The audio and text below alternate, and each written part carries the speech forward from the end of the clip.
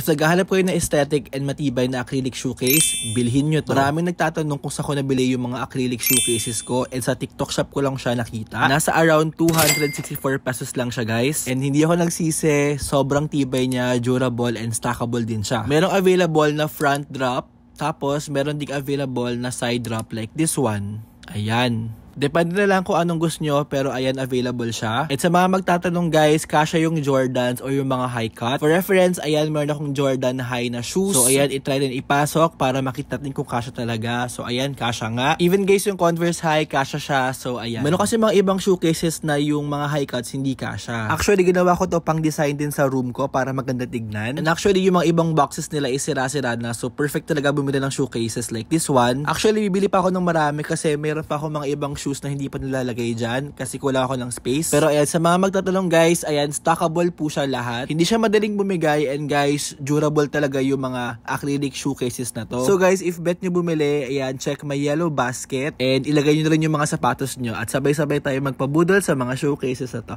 Yun lang, guys. Bye! Thank you so much for watching!